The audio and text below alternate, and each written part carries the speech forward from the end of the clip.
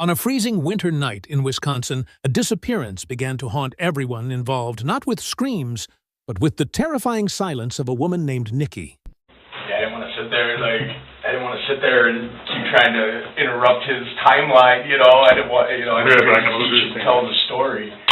But, a couple of I don't know if he was just too drunk or, the whole situation is freaking him out that he's not remembering it. Doug you're talking about? Yeah. Was he at the same house that you were just at? Yeah. Yeah. Yeah, he was talking to the officer inside. Okay. I mean, he's the one that's filing the report. Right. But.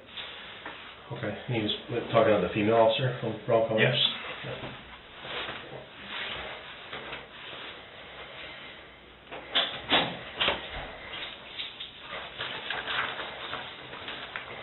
How long have you guys been friends? Since we're both 16. Okay. Probably half my life. More than that. Yeah, we're not locked in. No, I don't think we're locked in. I hope not. Hopefully we both got phones we can call and get out of here. So obviously we're probably just going to ask you a lot of basic questions to start out with here, and then we'll get into the details. But last night I heard you guys were talking about how long you've known. What's your friend's name? Doug. Doug. Okay. And how long is Doug? Well, how long have you known, what's his girlfriend's name? Nikki. Nikki? Probably about a year. Year? Year and a couple months, maybe. And how long has Doug been dating her? About a year and a half. A year and a half? Yeah.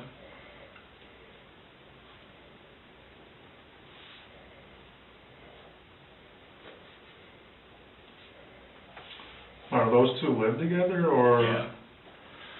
Yeah, she must have moved in maybe a year ago. And they have a child together? Yes. How old is their child? 6 months. Boy, girl? Boy. Do you know the child's name? Dylan. Does he have any other children, or does she have any other children? She's got two, a boy and a girl. I haven't really ever met them, but they are there from Monday night to Friday morning, and then they go with the dad from Friday night to Monday morning. Yeah.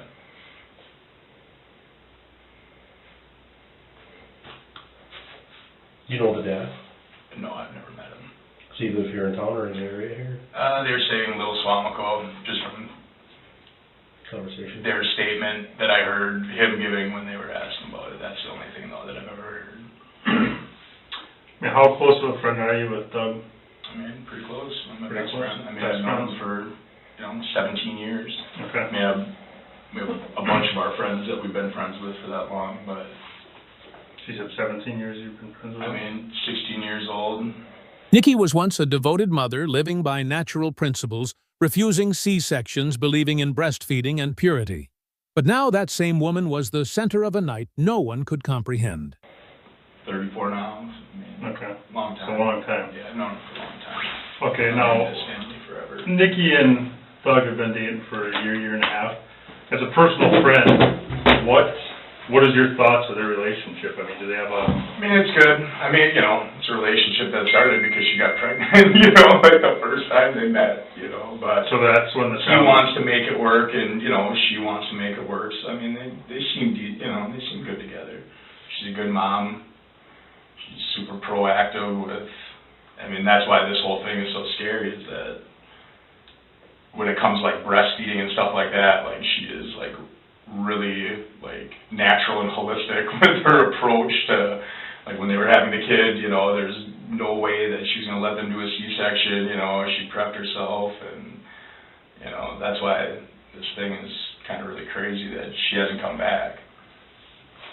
You ever notice them arguing or fighting at all? I mean, they fight like any other couple, I guess, but, When you say fight, verbal? yeah, just...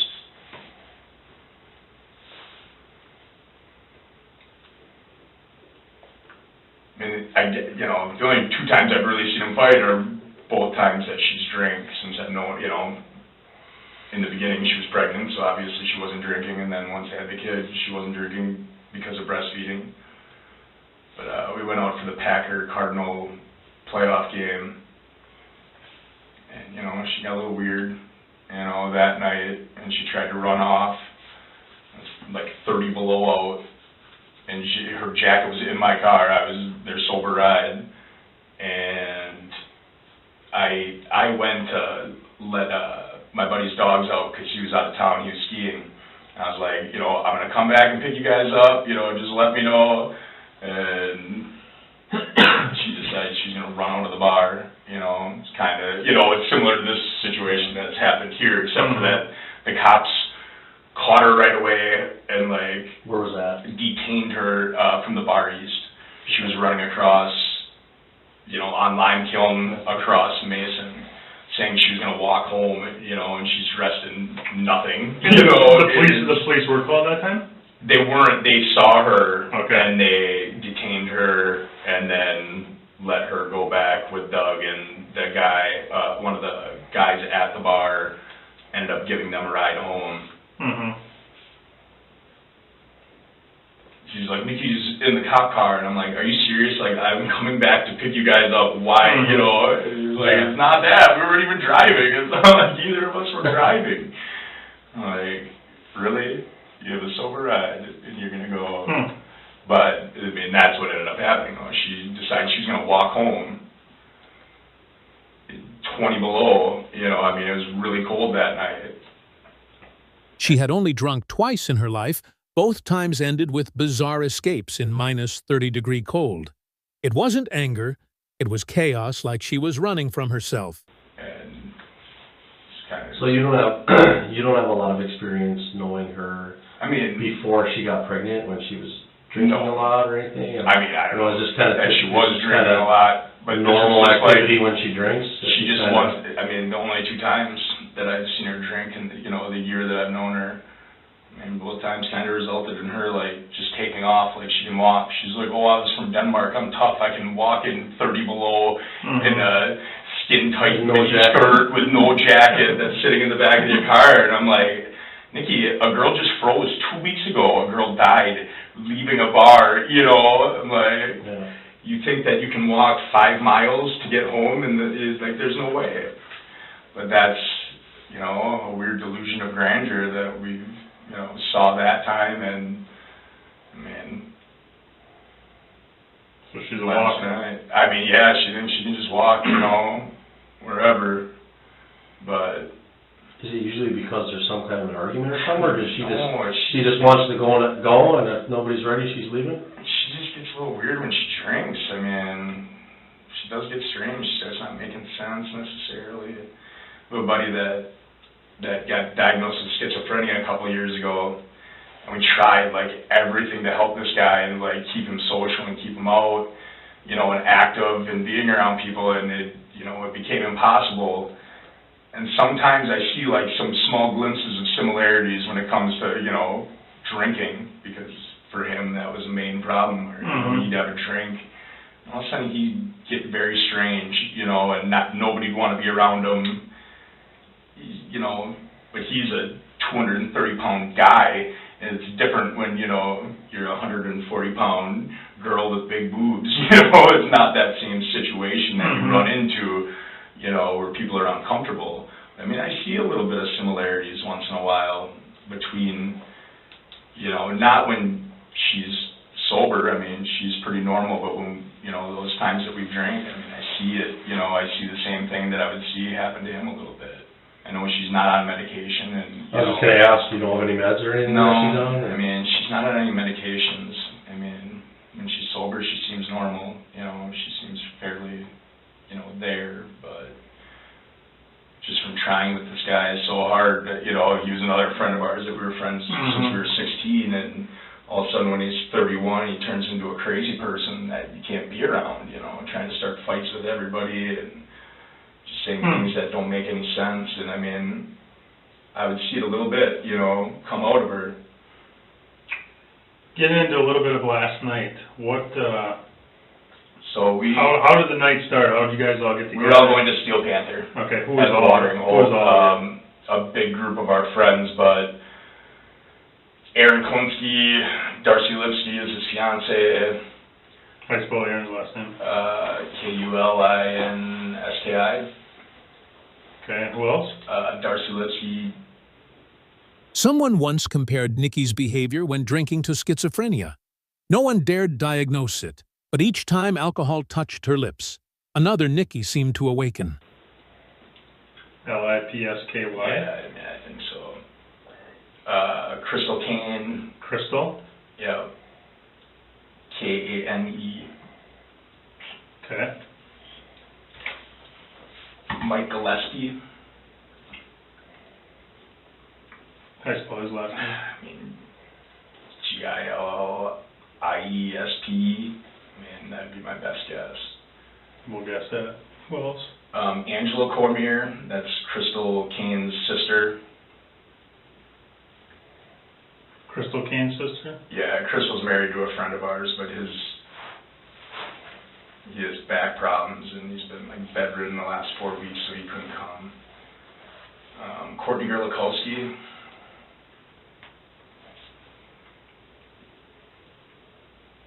And Scott Peterson. Not to be confused with the other Scott Peterson that we And, I don't think he was at a conference. Right? I don't think So- he was on the Steel Panther last night. And obviously you and Doug and And Nikki, yes. Nikki. That group and I had all met at the same place, and we went there together. where'd you guys meet at? Well, Mike drove all of them, and I drove my car. We met at Angela Cormier's home. And then Doug and Nikki met us there about 20 minutes after we arrived. We got there probably at like 7:30, and they probably got there at 8. So you guys got there at 7:30, Yeah. and Doug and Nikki? Yeah. They got there at 8.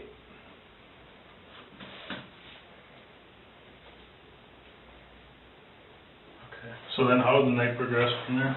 Man, we were having a good time. A close friend of mine, her husband was opening for Steel Panther, and I hadn't seen her since she got married, so, you know, everybody's having a good time, we're catching up, and the concert ends, and I don't know why Nikki ended up leaving with our group of friends and not leaving with Doug and I. I don't know if she was just like swept up by the group and jumped in the car with them. They were going to go to the sardine can. So Who all rode together to the sardine can? all of those people on that list besides myself and Doug. That night, friends gathered at a rock concert, old pals' loud music excitement. But in the middle of it all, Nikki suddenly left Doug, the father of her child, and got in a car with someone else. I mean, I think all the rest of them. Jesse Cutler had showed up. That was a girl that might have also got it. I mean, he's got a big SUV, but I'm assuming that nobody else there had a vehicle unless Jesse had a vehicle. So who drove that Mike Gillespie drove all those people to the concert from our original spot that we were at. Okay. And he drove everybody down to? I'm assuming that he did, yes.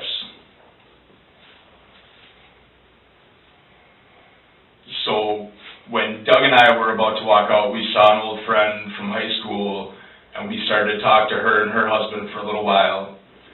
Okay, who's that? Angela Fatla. She's got a different last name. I'm not sure what her husband's last name is. How do you spell her last name? Fatla, I think, yeah. So we were talking to her, just catching up for a while. And we were probably, we probably were there for like 30 minutes talking to her. And our group of friends that were at the watering hole, they texted us like, hey. But they had already left. They were already, yeah, Okay. They had left 30 minutes prior to us actually walking out and leaving. So I think what happened was when we walked out the door, Angela had called Doug to see where we were, and Doug answered the call. And I think that Nikki had tried to call him before that, and then she was angry that he didn't answer her call, but he answered Angela's call when he actually heard it because we were walking out to the car to leave. And at that point... Doug stayed behind chatting with an old friend. By the time they exited the venue, 30 minutes later, Nikki had vanished. A quick phone call, not to check in, but to confirm a fear neither of them wanted to say out loud, Nikki was gone. I think she, they were on that outdoor patio at the sardine can, so it's kind of just like an open door to go out. And from what I heard was, that she's like, I'm leaving, and she started walking, and our friend Aaron... This is, where were you guys at this time? We were in the watering hole parking lot at that point when this happened. So... What time was this about? I think probably like 12:15, maybe a little earlier, 12:10, that we were walking out to go to the sardine can. So our friend Aaron tried to stop her. He's like, what are you doing? You can't just run off, just wait. They're on their way here. So then Doug's calling her and talking to her, and she's, yelling at him, and, why aren't you here? Are you with some girl or something? She's getting a little crazy. And, Aaron had texted either Doug or I saying, she took off, I tried to stop her. So, Doug, she hung up on Doug, he called her back. Who hung up on Doug? Nikki. Okay. Because at this point, we knew, she wasn't at the sardine can. And so then, the next call, I pulled in and I parked my car, and I'm like, Doug, hand me the phone. Maybe I can talk to her. And what time was this at? I think this is the 12:30 that this third call. You called? No, he had called, but I could hear her on the phone kind of yelling at him. I said, just give me the phone. Maybe if I talk to her, I can, have her let us know where she is so we can go and pick her up. Mm-hmm. So I talked to her, and she wasn't making any sense. She was accusing me of being Doug, pretending to be me. I'm trying to be logical and rational and just be like, let us know where you are. You can't just go walking around, we'll come and pick you up and we'll go, we'll go back home. And then the call, I don't know if she hung up or the call cut out, but then after that, every time Doug had tried to call, her phone was off. It went straight to voicemail. So I don't know if her battery died right then when I was on the phone with her, but when I was talking to her, she wasn't really making much sense. Did any of the friends say which way she went? They said that she went south. Aaron had texted that she went south on Maple. So I don't know if Maple is the street where that bank is on the backside of the sardine can. If that's Maple, I'm not really, sure about all those roads. So In a final attempt, a friend took the phone trying to reason with Nikki. But her voice was broken paranoid. She accused the caller of being Doug, pretending to be someone else. Doug continued to try to call her, and it just kept going to voicemail. We started to drive around the area and kind of scope the area out and see if we could find her walking. And we drove around for probably 25 minutes, and we figured, well, let's go to the sardine can and see if she went back there. And by the time we got back, all of our friends had left, and she wasn't there. So we went. You talked to any employees of the sardine can? Not employees, but I talked to a bunch of the people that were out on that, the open, yeah. What time was this that you went back to the sardine can? Man, this must have been at about 1:15 that I started to ask people. And I asked this one guy, I'm like, did you see a blonde girl, out here? And he's like, Nikki? And I'm like, yeah, But, so he's like, yeah, she left a while ago.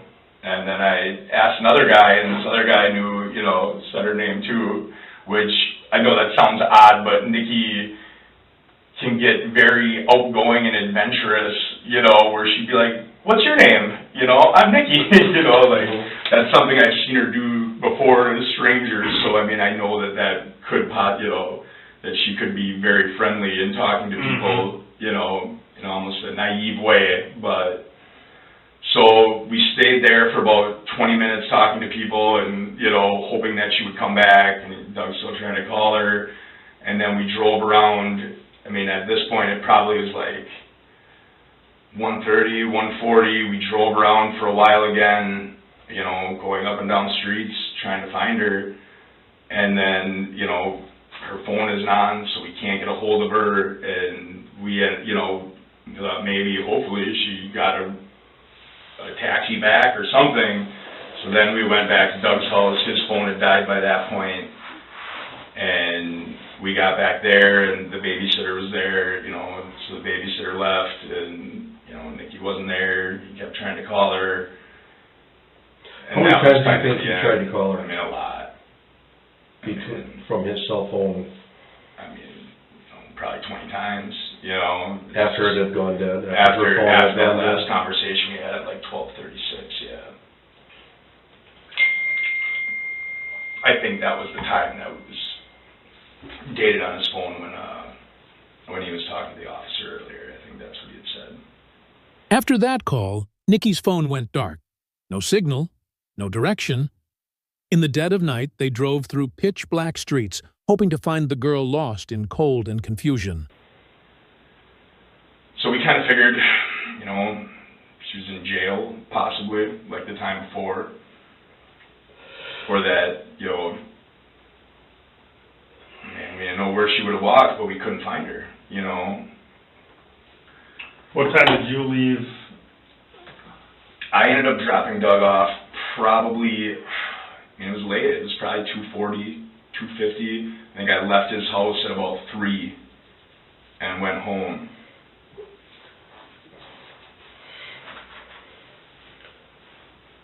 Was Nikki ever in your car? Not that night, no. Okay. She was not. Doug drove his car to the watering hole with Nikki, but then when we were leaving, I'm like, well, leave your car here. I'll give you a ride back to your car tomorrow. You know, we'll go to the sardine can. Okay. Did you talk to Doug at all today? Yeah, I mean, he texted me in the morning.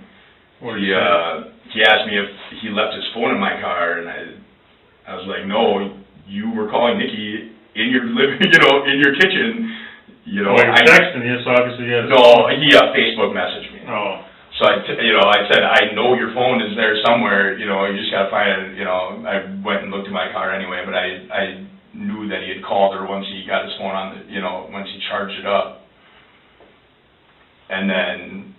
What time was that at? I mean, I think like 9:30, 10 in the morning. And then he sent me a message back saying he still couldn't find it, that he must have lost it, and then he found his phone.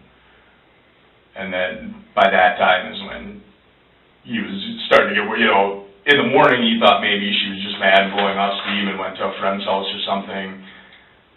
And by noon, it was unlike her not to be back to breastfeed the kid. I mean, she's like pretty adamant, you know, no matter how mad she'd be at him. You know, if she was that mad, she'd come back and she'd take the kid and leave, you know, but right. I don't see any scenario whatsoever where she would not come back for Dylan. I can't imagine. When you dropped Doug off, you dropped him off at his house? Yeah. And is that the address we were just at? at? That was where we were, yeah. Okay. And who does he live there with? With her. Nikki and Dylan, The two of them live there? Yeah. So real quick, just this morning, I kind of didn't catch the whole thing. You said that he contacted you with Facebook Messenger? Yeah, with Facebook Messenger. And then you said something about noon? By noon he was... By noon, I think he found his phone. But originally, he was like, I don't have it. I'm like, I know you had it. I watched you call Nikki from your kitchen, so there's no way that phone's not somewhere in your house. I don't know where you put it. But did he text you around noon, or how did you know that he found it? Yeah, he had texted me saying he found his phone at a certain point. I'm not 100% sure it was noon, but then I know that's when he started, you know, contacting every person that he knew to call that would have. Some people at the sardine can said they saw Nikki. She introduced herself, chatted casually with strangers, then suddenly she vanished, as if swallowed by the night and the alcohol. Had any whereabouts with Nikki, you know. So then how did you find out, or why did you end up going back to his... Well, I was going to give him a ride back to his car. This afternoon? Yeah, he had texted me about giving him a ride back to his car, and that's when, at the same time, he was talking to the sister. The sister was contacting all these different people, and that's when he was like, well, Mm-hmm. I'm gonna have to call, file missing, persons if I can. Okay. I mean, the scary thing for me is, like, the same way she was in that bar where these two guys knew her, that somebody, like, said, hey, you want to come into this party? Or she'd be like, yeah, I'll come into this party. That's the part that's scary, is because she's very open to... She wouldn't have a problem asking someone Yeah. for a ride, or? Yeah, I mean, she'd be very, oh, hey, you want to ride? You need to get home? Oh, sure, yeah. She'll get, like, adventurous and easily open to suggestion, It's almost like a challenge. If you ask her, she's like, yeah, I'll do that. Real quick, obviously drinking was involved. How much did you have to drink last night? I mean, I probably had 3 beers earlier in the night, and about 9:30, I had stopped drinking.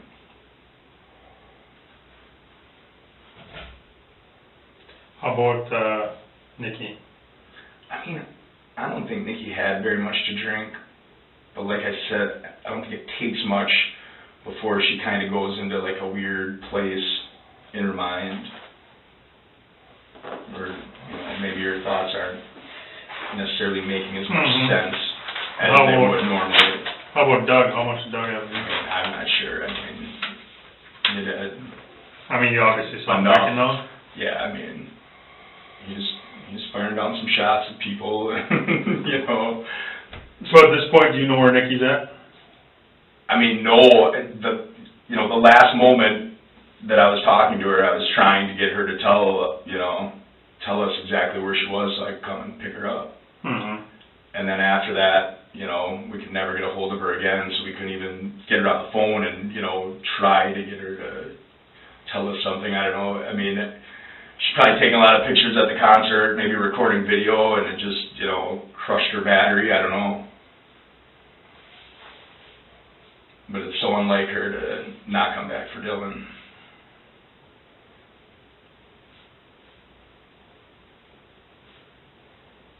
I mean, if I had to guess, I would say Nikki probably had like 3